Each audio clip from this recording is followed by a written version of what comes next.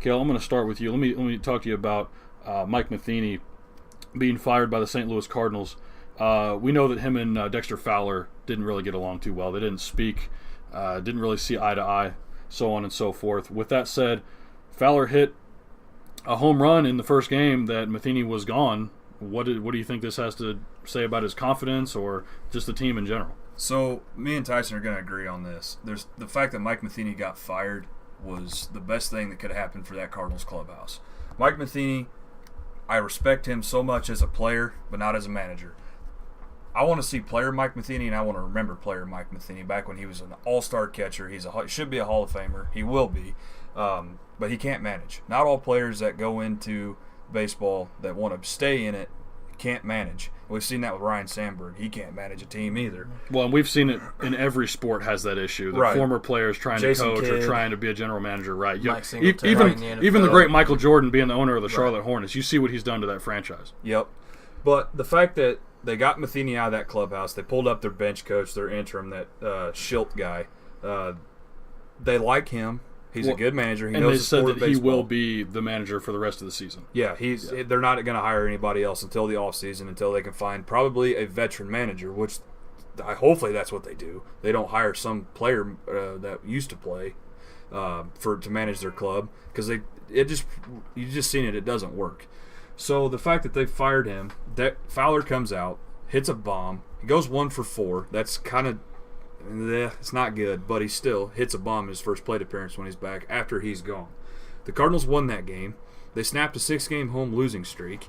So the only thing I see is the Cardinals going up from here because they got rid of the cancer, the Achilles tendon in that clubhouse. So for me, I feel like the Cardinals could potentially save their playoff chances since they did it at the right time. Yeah, you're right. We agree on this. Getting rid of Mike Matheny, that's the best thing the Cardinals could have done. He's been a below-average manager since he got in the league. The only reason the Cardinals have had average to close to winning seasons is because he inherited a good team. Last one in 2012. Yeah, so he inherited a good team when he took over in 2012. Other than that, below average, he's not a good manager. This is the best thing the Cards could have done. I don't see Fowler going anywhere but up from here. The Cards themselves, I still don't know about. Where I will see where they come out after the break. I don't know about playoff chances because they still got to beat the Brewers, who are going to fall off, and they got to catch up to the Cubs. Here's the thing, real quick. Hold that thought. Is that the Cards are 7.5 games out of first behind Chicago. They're 5.5 back from the Milwaukee Brewers, who is holding the NL wild card race, and they're only 4 games out of that. Still got a long way to go, so just remember that. But my other thing is that the rest of the NL West and NL East divisions, the top 2, 3 in each of those divisions are also really close to that wild card spot. So the chances of the Cardinals, in my opinion, beating out, say, Philly or Atlanta as hot as they've played so far this season, or even Arizona or Colorado out in the West, I think the chances of the Cardinals beating them and making it to the playoffs are slim right now. Hell, even San Francisco, 4th in the West right now, is above the Cardinals.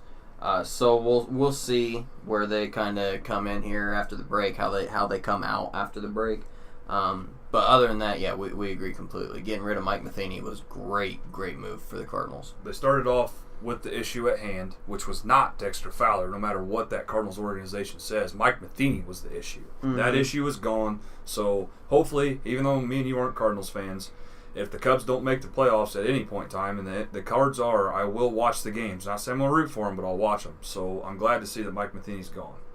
You always are interested in a division rival and how they perform in the playoffs, even when your team isn't there. Right. You want to see how well they can do because that's what you went up against all year long. That goes for any team in the National League, in my opinion. As long as it's a National League team winning that World Series, I do not care. Except the Dodgers. Minus the Dodgers. See, here's the thing, though, is with me is it doesn't really bother me who wins the World Series because my team is in the American League. And when the Blue Jays are not there, I do root for Chicago, whether it be the Cubs or if you want to go back over a decade, it was the White Sox. So, and that's just because I'm an Illinois boy. That's the only reason why. Otherwise, I gotta go American League, and I know you guys grill me for that, but yeah, they're 23.5 games out of first at Boston, 14 out of the wild card. Your Blue Jays.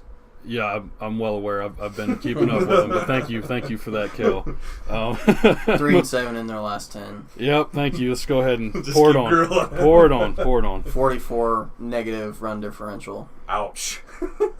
All right, we're gonna move on here to the next. We're gonna move on to the next topic here. Bryce Harper. We got to talk about pretty boy in Washington. Bryce Harper jogged to first base in the top of the fifth inning to force a double play while down 4-1 against the Mets. This was last week. The Nats are 3-5 in their last 8 games, sitting third in the NL East at 48-48, so they're at 500 right now, 5 games behind Atlanta. Manager Dave Martinez spoke with Harper after the game privately and said that the conversation will stay between the two. Is this something that needed to happen, and why do you think that Harper jogged to first base knowing that a double play was in motion? So I'm going to give you the entire story, and then Tyson's going to comment first since Harper's his boy. Sure. The thing was that Harper hit a lazy pop fly that dropped behind second base in that area somewhere because he's a lefty and it's always going to go to the right side of the field. He jogged to first base. He could have made it to second base to get out of that double play chance, which ended their inning and potentially a rally. The thing that pissed Dave Martinez off and kind of irritated me a little bit was we don't want that mentality in Chicago. Yes, he's playing for a trash team that can't get to the playoffs. He wants a ring. I understand that, but you have the opportunity to help your team. But anyway, the fact that he jogged to first base to then when he could have been on second to eliminate any chance of a double play is just baffling. He's a superstar. Kids look up to him. Young, minor leaguers that are coming up that are 10 or 12. What is he teaching them? Teaching them it's okay to jog to first base on a lazy pop fly? No, you need to be hauling ass and just running, flat out running like Pete Rose did everywhere on the field.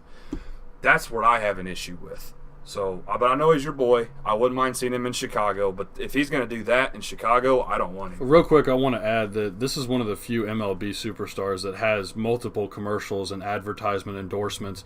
And like you said, you don't want this to be role model behavior for kids that do watch the games that are not just national fans but baseball fans because they love the superstars.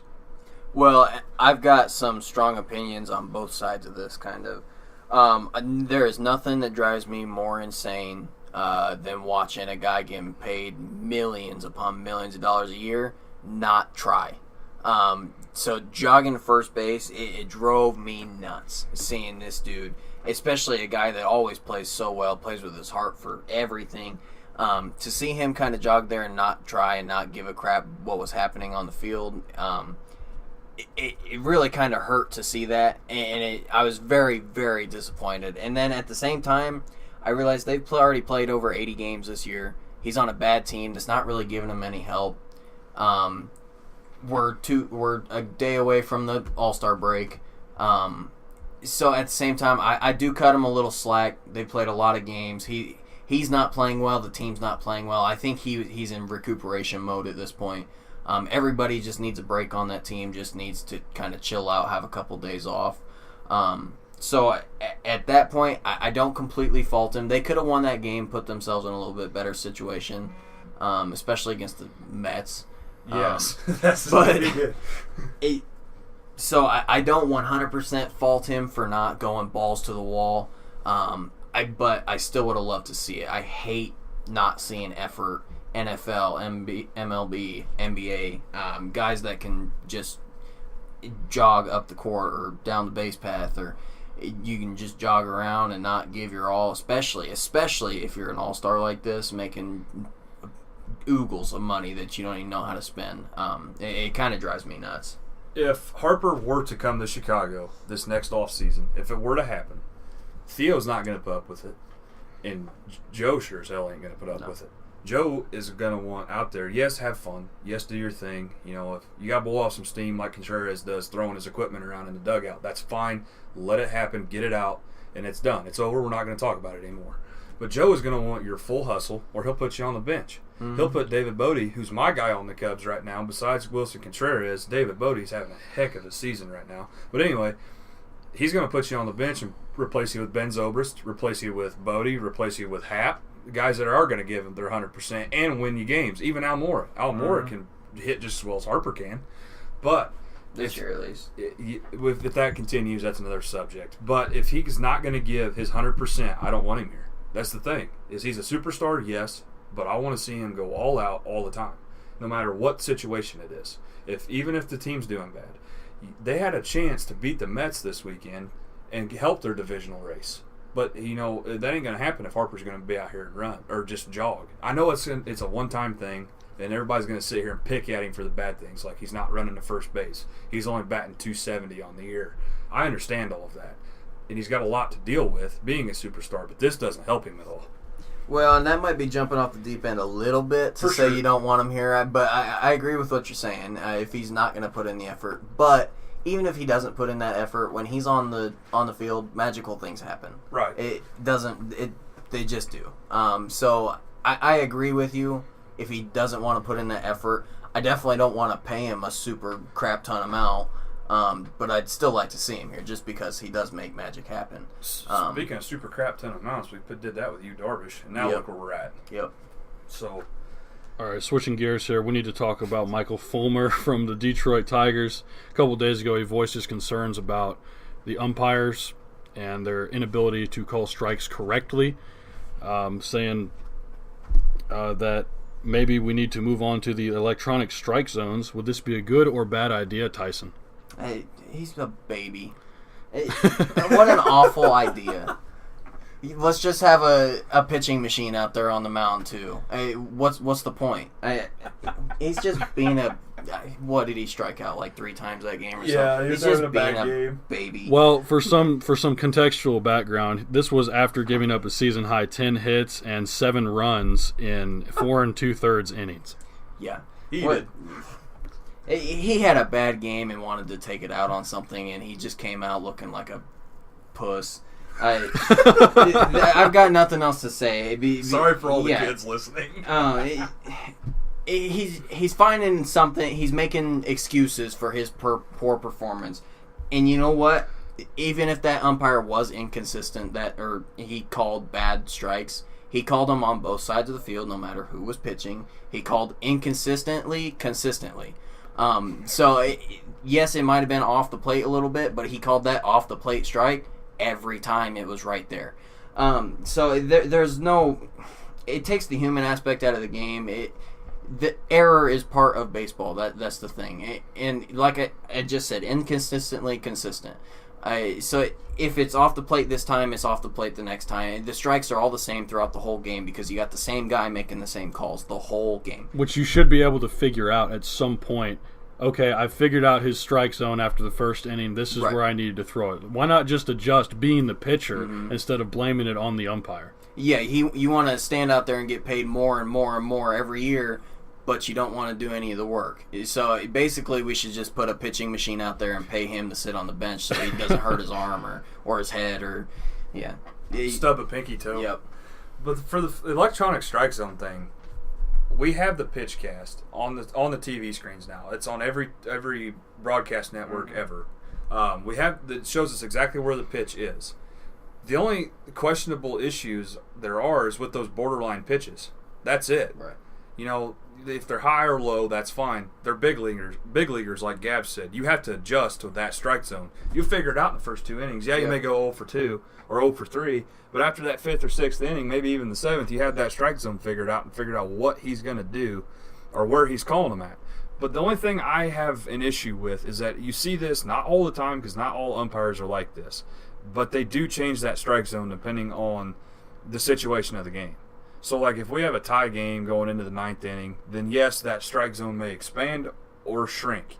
Or in extras, it probably expands a little bit because he's out there getting tired. Well, he's making a decent amount of money a year to umpire that game. If they're going to do that, that's the only issue that I have, is that with the human aspect of it, is they need to make their strike zones consistent every time.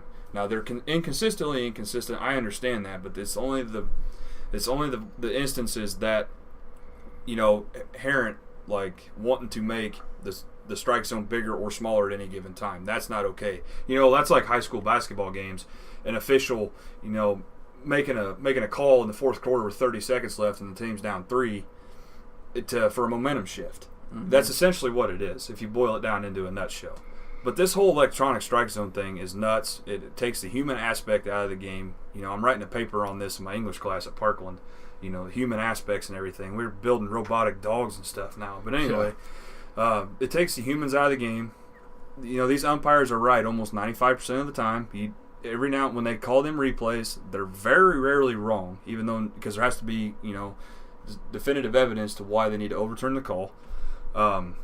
It's just a human thing, and it's been in baseball ever since baseball's been a sport. So why change it? If they're going to be right, just leave it the way it is. Don't change nothing about the sport of baseball. And it factors into that pace of play stuff too. They've already limited mound visits. They've limited the amount of time that bullpen pitchers have coming onto the field to like 8 seconds. As soon as they get out of the bullpen onto the field, they have like 8 seconds to get to the mound. They only get 10 warm-up tosses. So there's a whole bunch of things that they do to affect the pace of play. And just need to leave the strike zones alone. Just leave it to the umpires. Yeah, they've already done things, like you said, to speed up the game because we know sometimes baseball can take 5-6 hours just to get through one game. Yeah. Right. They've narrowed it down to almost 3 hours in one game. You can almost get through one in 3 hours. I'm not going to sit here and say that the pace of baseball is super fast. It's not supposed to be. But you're an NBA fan. You're an NFL fan. How long do these NBA games take? How long do these NFL games take? About 3 hours. There's just not near as much going on. Right. As me being a diehard baseball fan as I am, I would rather sit here and watch a pitcher's duel with a nothing game than sit there and watch an NFL game, in my opinion, because I'm a bigger baseball guy. It's the same situation. It's the same thing. You like your sport, the NFL. I get you. Somebody scores a touchdown, it's 7-3. That's the only thing that happens in that whole 4 quarters. It's the same premise. Right. No, and believe me, I understand because every sport has its attractions. But I think what they're trying to get at, and this is just coming from a guy that doesn't watch a whole lot of baseball, is that they're doing anything they can to make the game, I don't want to say as perfect as possible, but they want to limit as many mistakes as they can. Mm-hmm. So with that said, I think that's where the idea of this machine comes up. And don't get me wrong, I'm not backing this. I'm all for human error. And right. I think that's what officials and referees and umpires, that's what they're for. That's what they get paid to do, is try to officiate the game to its best ability to make it as fair as possible, right? Mm-hmm. Now, with taking them away from the game and you get these machines that are the definition of perfection, yes, that would make it to where every strike is always the same strike, but then where is the fun in variation? Yes. Where is, coming into every game and having that thought in the back of your head of where is this strike zone going to be at for this guy on this day? It's the little things, and I also think it has to do something with tradition. You don't want to see that go because then what's next? Right. They replace officials in the NFL, the NBA, the NHL, college sports. You don't want to see that. And then for long, we don't even have humans playing the games. We got robots out there. Exactly, so. And that. Yeah, I don't agree with it either, but I can see from the position of like a perfectionist why they would even consider this idea, although I do not agree with it. I love having the electronic strike zone on my TV at home. And I love that because I like comparing it with the actual umpire that's out there. It gives me something to yell about. It gives me something to get excited about. It gives, that was a strike, even though he called it a ball. Or what. It still makes the game fun to interact with. If they make it so it's perfect 100% every time, that hit that corner of the strike zone, that's a strike for sure. There's no question about it. The players can't argue anymore. The umpires can't argue. I can't argue with my TV. I can't yell at anybody. I can't do it. It takes out all interactions of the game. It makes it completely unfun to watch at that point. In my opinion, there's just nothing to get excited about anymore. In the MLB, they've got it to where you can't argue balls and strikes anyway. You can't have them replayed or whatever. When a player gets ejected from arguing balls and strikes, that just makes my day. I love it because you can't argue balls and strikes, but you can do it because there's a human back there, and you can you can say your piece to a certain extent, or unless that umpire's got thin skin and he's just going to toss you right away. But if you get rid of that, then there's no fun. You can't watch Anthony Rizzo or Ben Zobrist or Bryce Harper. He loves arguing balls and strikes, but you can't watch guys like them, getting these grudge matches with these umpires. Getting heated and everything else. Real quick, I want to touch on this a little bit off topic, but I tell you, one of the funniest things for me to watch is when a pitcher unintentionally hits a batter and the umpire tosses him anyway. That really makes my day because I'm like,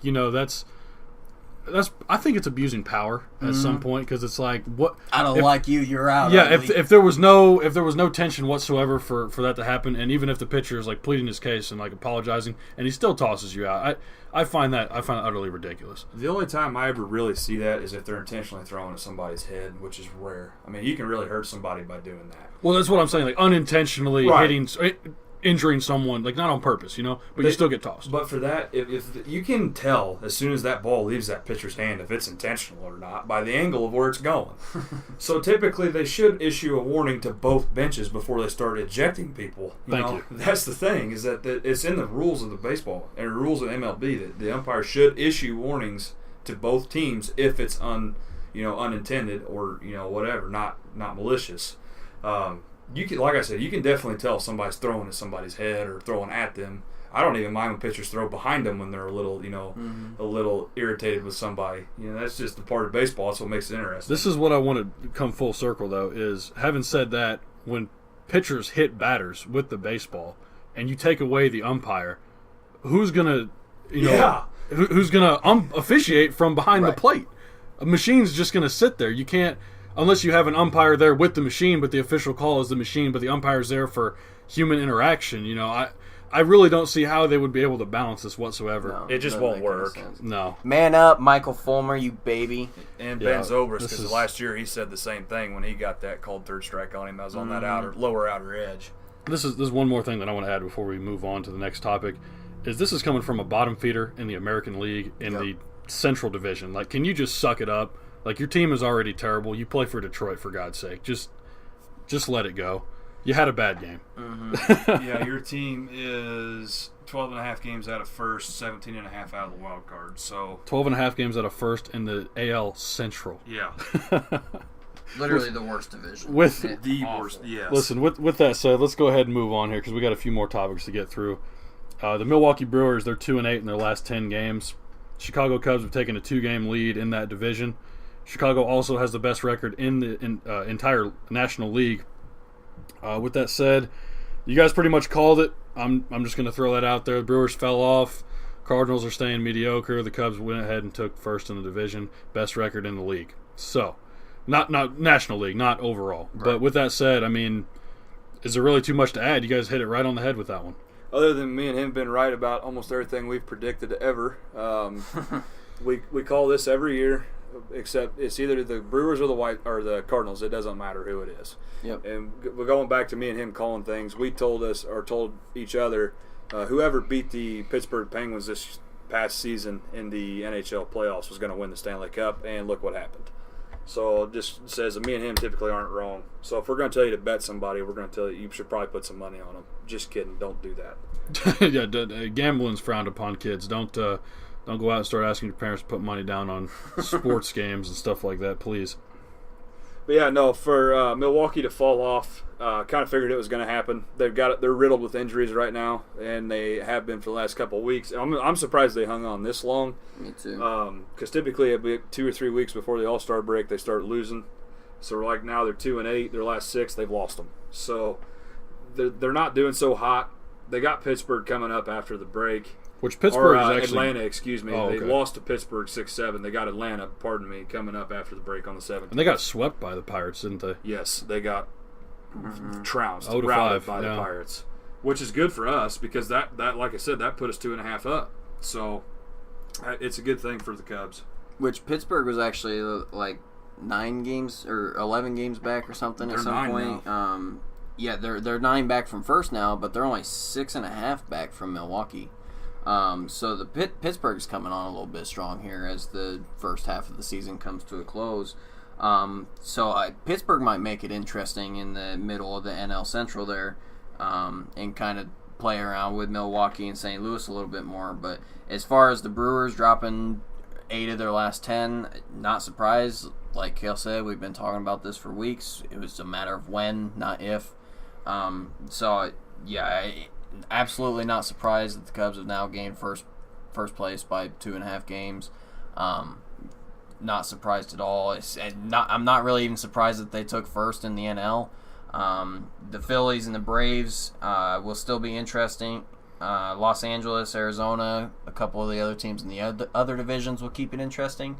But as far as the NL Central is concerned, I'm pretty sure that race is over. The Cubs have a smooth lead right now. Mm-hmm. They have the best lead in any division in the NL because Atlanta is only half a game back from Philly, and Arizona is only half a game back from LA. Then 4 teams right there have been battling for first all season, and that's really interesting. And that's going to come down to the wire, in the next couple weeks. But too, the fact that you touched on Pittsburgh, out of their last 10, they're 8-2. And they're only 2.5 back out of St. Louis, who's in third. So St. Louis, when they may heat up now that Matheny's gone, but I don't know if it's too late or not. And Cincinnati, real quick, they're 13.5 back. They were almost 17.5 at one point this season, and they're 6-4 in their last 10. So the NL Central is kind of just heating up a little bit, and I don't really have an explanation as to why, except for Chicago. They're the only ones that have the pieces to do so. Milwaukee does as well, but Cincinnati is playing really well within their division right now, right? Which is very surprising, being that it's the best division, arguably in baseball, but without a doubt in the National League.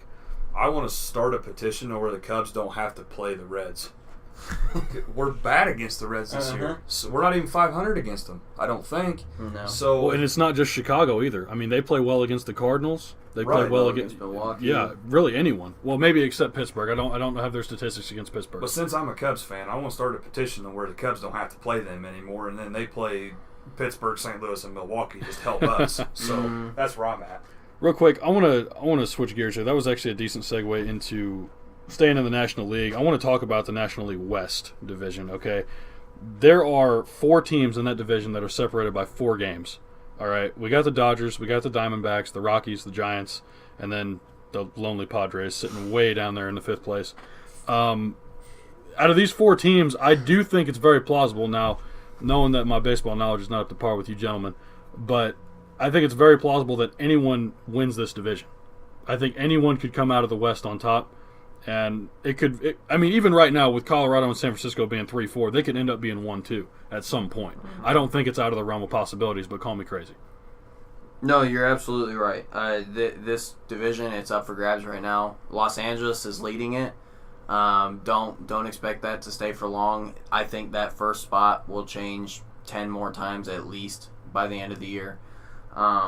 Arizona's going to jump up in it a couple times. Los Angeles will regain the lead. We'll probably even see San Francisco grab the lead for a minute or two. Believe Colorado's going to be in it all the way till the end. All these 4 teams are very competitive. They've all been playing really well so far this year. They show up when they need to show up. If I had to kick one team out of it, I'd say it's San Francisco.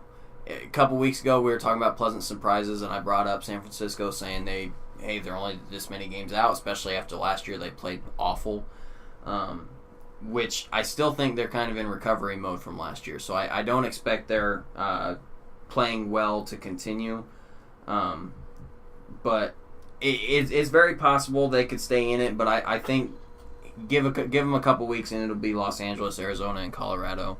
But what a great division so far. Very competitive. It's a lot of fun to watch. I agree with you 100% on that. It's one of the most phenomenal divisions, right, in my opinion, right behind the NL Central, talent-wise. But real quick, going off of that, you said that Colorado is going to be one of those teams and not San Francisco. I want you to name somebody besides Charlie Blackmon, Trevor Story, or Nolan Arenado on the Colorado Rockies roster. That's about it. Exactly. That's the reason why they won't be in there with the Giants. The Giants have Mad Bum, Cueto, Posey, Belt, Crawford. They have guys that have been to the World Series and have won one. So that is why except minus Cueto, I don't think he's got one yet. But that is why they will be up around there with LA and Arizona as opposed to Colorado, even though they're on a heater right now, as Gavin wants to talk about. Well, that's what I want to say is they're going into the All-Star break on a 6-game winning streak. And, yes, I can't name anybody out of those 3 guys, but they got DJ LeMahieu and Ian Desmond. They've got some other pieces. But real quick though, it's like you're going to bring up another team here in a second who I don't want to call them scrubs, but they have the lowest payroll in the MLB. They're kind of coming out of nowhere. And they're playing in the American League in the Western Division with Houston and Seattle. Okay, if you haven't picked up by now, yeah, I'm talking about Oakland. Okay, I can't wait for that debate. Let's say that. Nobody thought that they were going to be anything this year, and if you did, well, you need to be betting in Vegas. But getting back to the West in the National League real quick, I can't not hop off the Rockies bandwagon only because San Francisco has the second worst away record in the entire MLB. That's not good because you play half your games on the road. Yep. So how do you expect to win your division when you can't win in other people's stadiums? I mean, yeah, they play really well at home, but it's the exact opposite. It's like a flip-flop. So if you want to be a 500 team, how do you expect to win your division? That's the only question that I pose because Colorado, they're 500 at home, and they have a 6-game above 500 on the road. This is a team that's gone out and done it, and they've proven that they can keep up at least in their home field. So with that said, that's why I think the Rockies right now have the best chance of making it in a top 2 spot in the West. I ultimately think the Dodgers will come out on top in that division, and then I think they'll beat out Arizona for the second spot. I do too. I think LA is going to come out on top, basically because LA is LA. They've still got everybody from their previous runs in the playoffs, especially last year, their World Series run. I disagree with you for the fact that Coors Field is one of the hardest fields to play in. Not only that, you're in Denver. You're a mile high. Absolutely. You're a mile above sea level. It's extremely large. That's one of the biggest fields in the NL division, and it's extremely hard to win there because of the environment too. So, yes, playing on the road, it's a hard win in for road teams playing in Coors Field and in Denver. Excuse me. But you got to remember they've only won 23 games at home as well. Yeah, they can win them on the road, but part of winning playoff games later in the season when we get to August is winning at home. Right. But they're not going to be a home field advantage team in the playoffs. Right. They'll be playing more away games than home games. That's what I was going to get at next. Is that, yes, they're going to be playing more away games, but at the same time, if they want to make a run, they got to win at home. Everybody's got to win at home. Right. Well, I'm saying, though, if you're Colorado, yes, and you make it in. Let's say they get the 5 seed. I think that you want to be a higher seed just so you get more home games. That's more revenue. But in terms of winning, like you said, it's kind of quirky because they want to be a road team so they don't have to play at home. They play better on the road. Like you said, it has to play into the conditions.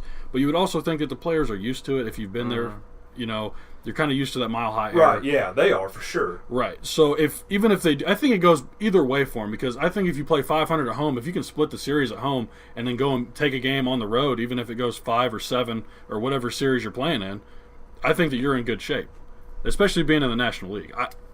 That's just where I'm coming from. I just don't feel like, honestly, later in the year, this is extremely hypothetical. This is me reaching. This is my mid-season. I'm already looking forward toward the playoffs mode. So bring on the unfair standings. But the fact, too, that Colorado is not going to have enough gas to get out of the NLDS because they're going to have to play potentially L.A. or Arizona or even San Francisco. So I just don't feel like they're going to get out of it. I don't feel like they have enough juice to get out of it. I don't think any of these teams are World Series contenders besides L.A. They're the most, No, I'm not going to argue that. I'm just saying to get out of the division. Yeah, we all agree. on To that. get out of the division, I mean, LA is the only contender for sure. The run differential from first to fourth, even though there's only 4 games separating the 4 teams, LA's got an 82 plus. They scored 82 more runs than all their opponents this year. Arizona's at 43, and then the next 2, Colorado and San Francisco, are -1 and -26.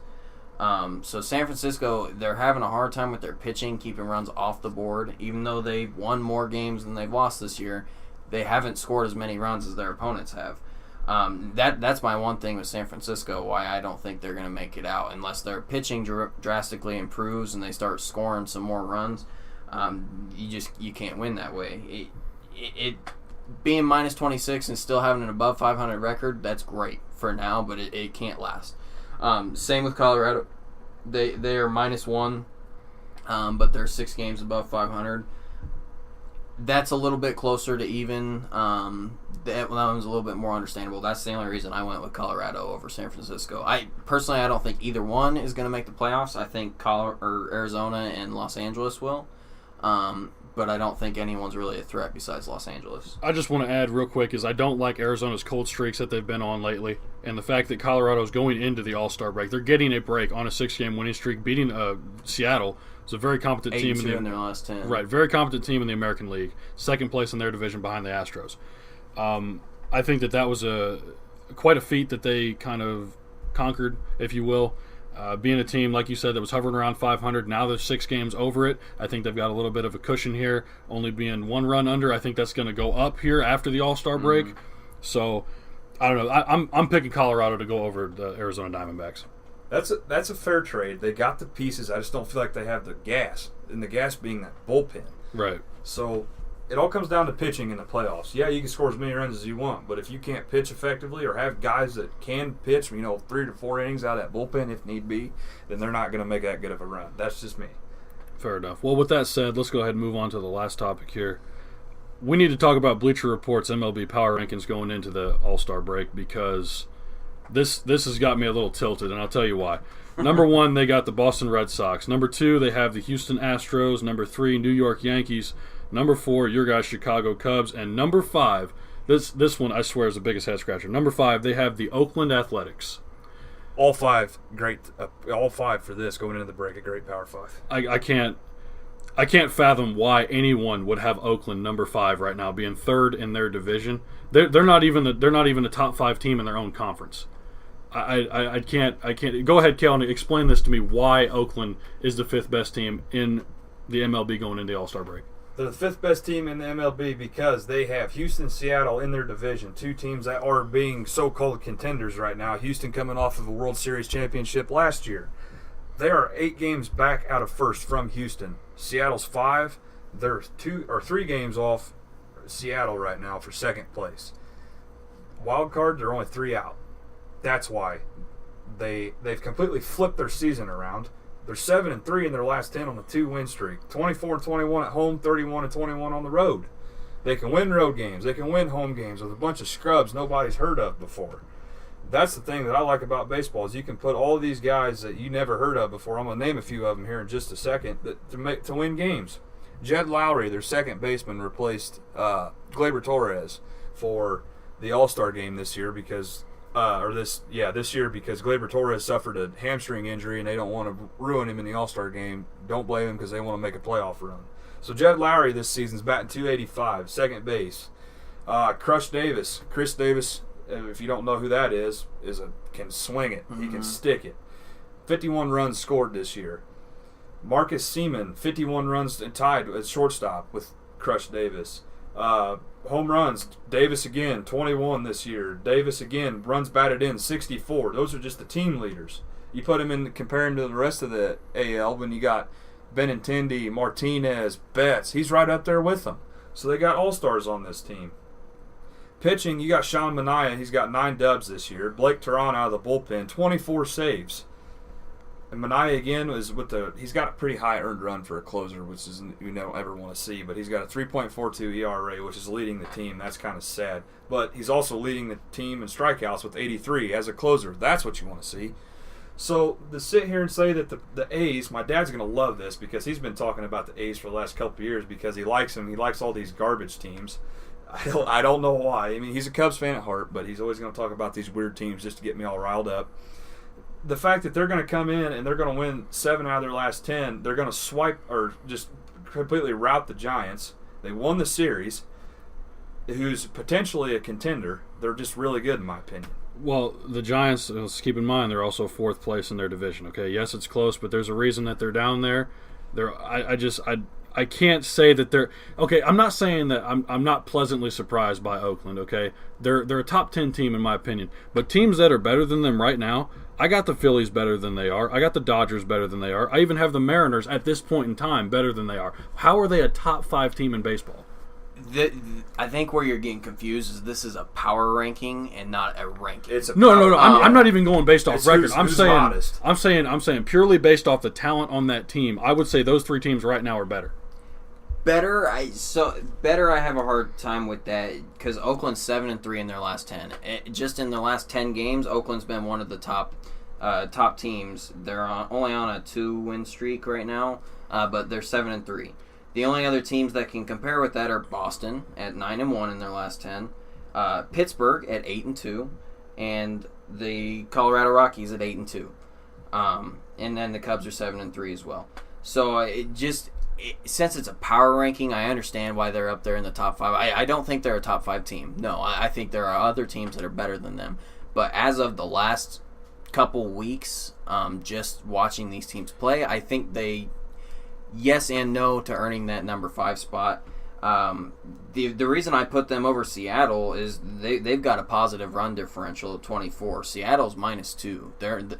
And Seattle's also on a 4-game losing streak, and they're 3-7 in their last 10. For a contender, that's bad. They're completely flipped from Oakland over the last 10 games. Right, but we've been talking about Seattle acquiring more pitching right. for the playoffs, which I expect them to do, which is why I can't say that they're a better team. Okay, if you want to say Oakland's better right now, I guess I'm thinking long term here. Right. No, I get what you're saying. Okay. Long term, Seattle is definitely a better team than Oakland, but because this is a power ranking, I agree with the ranking where they're at number 5.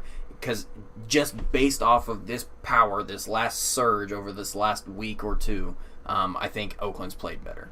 The fact that if Seattle could acquire more pitching, then yes, they'll just breeze right past the A's. The A's are not that good. Let's be honest. But right now, they're one of the hottest teams in baseball for this upcoming past couple weeks. I'll give them that. Right here's something I want to tell you. The reason why they are in this top 5 and for the week is they got the bullpen of the week as well.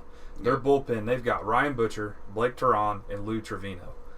I've never heard of any of these guys, but they made bullpen of the week. So that tells you right there that they're pitching pretty well. Yep. So therefore, if your bullpen is effective, then you're going to win games, and you're going to propel yourself to potentially a playoff run. Now, I'm not saying the A's are going to do that, but they could potentially if they stay hot like this. It's all about, in baseball, it's all about who gets hot at the right time, and the A's are doing it. Well, this is the one thing, I guess, if I'm going to go ahead and argue it, is how did they make it in over the Dodgers? I mean, their run differential is a fraction of what the Dodgers are. They have a similar win streak. Dodgers at 6-4. You got the A's at 7-3. I mean, I would argue that the Dodgers play in a better division in the National League West, but better division. I would say two World Series contenders in their division, and I would argue that you have a couple here. I mean, I'm not going to say that the Diamondbacks couldn't be, but when the Diamondbacks are hot, they're a very difficult team to beat. Oh yeah, I'm not going to disagree with that, but I'm not going to sit here and say that they're in a better division. They got Seattle, who's playing phenomenal baseball. They're projected to win a World Series. And then they got the reigning 2017 World Series champs in their division. And you also have jokes like the Angels and the Rangers. Yes. But the Angels can also win games because they got Shohei Ohtani, Mike Trout, Albert Pujols. Right, paired up with a bunch of scrubs. It's a very... I'm with Gavin on this. I think the NL West is a much better division. You got the Dodgers, who came in second last year, lost in the World Series. You got Arizona, who is scary, scary good. They just can't seem to put it all together at the right moment. They're not consistent. Colorado, who's playing well, we know what they can do, and San Francisco, who's won 2-3 World Series, Two World Series in the past 5 years. Yeah. So, I think the NL West is a scary division. There's a lot of good teams in there. San Francisco has won 2 World Series since 2013, right, and they're 4th in their division, and they haven't really gained or lost a lot from those World Series titles. The fact that they're in 4th is scary. So I think the West is a better division. I'm right there with you, Gav. I think you could totally throw LA up in that 5 spot in that power ranking. Right. But listen, I don't disagree with the A's there. But that one to me is kind of a toss-up. You can put the A's or the Dodgers there. That's what I wanted to get at, is that I'm not knocking Oakland winning 55 games up until the All-Star break in that division. Very impressive. Like you said, it's okay. I guess I'm not going to call them scrubs. It's a bunch of no names that really no one's been paying attention to. Even if you're in Oakland, you probably haven't been paying attention to them, right? But it was really surprising to me. I don't want to say that I was shook, but I was a little tilted on that on the 5th spot being Oakland. The A's just aren't really a team you hear about. So the fact that we saw them, I completely understand that a little shooketh. It's just not something you ever really expect to see the A's in any kind of power ranking or teams doing well, just because we don't ever hear anything about them. We don't really talk about them. We don't really care about them because they don't really ever do anything, but this season they're playing well. Listen, the last time I heard about the Oakland A's was when they traded Josh Donaldson to the Toronto Blue Jays. That's how much I pay attention. Not to Dallas Braden's perfect game. Nah, no, I don't even remember that. Moneyball. Wow. But here's why I feel like the AL West is better than the NL West. Jose Altuve, Carlos Carrera, Justin Verlander. I think Houston is better than the Steven NL West. Piscotty. That's about it, though. Steven Piscotty. You got guys like that in this division. Crush Davis is out there now. Sean Manaea. King Felix. Well, they also have the team with the second best record in baseball in the division. Right. So, but they're going to sit here and battle with these two teams, or the team that's at the second best record in the major leagues. I'll give you that. And I'm not. Listen, if you want to argue it, I can understand your stance on why the division's better. But when you have the runner-up from the World Series, along with a team that's won a couple World Series, along with a team that's put together a 6-game win streak going into the All-Star break, a team that we didn't expect to do that, being at 500, now they're 6 games above, plus a team that can, when they're really hot, they're a top 3 team in baseball. When they're really cold, they're in the bottom half of the league in baseball. So it's, I mean, to me, it's the parity that comes down to for me. That's why I think the division's better ultimately. There's also 4 teams in the NL West that are above 500 compared to the 3. Well, I mean, LA's above 500 too, but they're 14 games back. So it's just not as competitive in the AL West as it is the NL West. 4 teams are separated by 4 games as opposed by Houston, and then everybody else is 5 games or more behind. Right, that's what it comes down to for me. It's the parity. Yeah. 4 teams with a winning record. I mean, you can't ask for much more than that. You want it to be competitive. There's your competitive. It's all right. We all know the Chicago White Sox are going to win the playoffs. But no, yeah, I don't know. I feel like the A's, they're the team. There's always one team in there every year that can sleep on you, or everybody's going to sleep on. And I feel like the A's are it this year. You think they can make the playoffs in the American League? I feel like they could beat Seattle in the division, possibly get them a wild card spot. I feel like they can. Let me say this: they've got. Listen, if they can keep it up, I'll say that they have a shot. But like I said, I expect Seattle to buff up their pitching core, and once they do that, I don't think that Oakland's going to have any chance in hell at catching them. But that's just my stance on it. Okay, fair enough.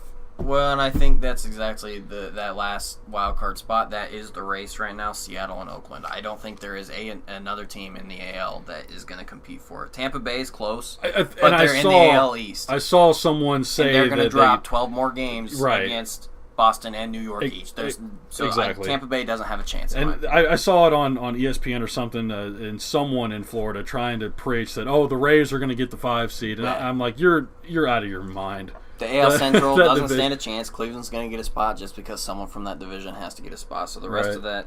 So really, it comes down to Seattle and Oakland because Los Angeles isn't going to catch either of those teams.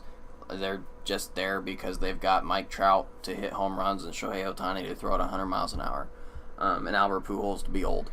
I can't say the Angels didn't try to get him help, but they didn't try hard enough. No. Absolutely not. With as big of a payroll as they can have, they didn't try hard enough at all.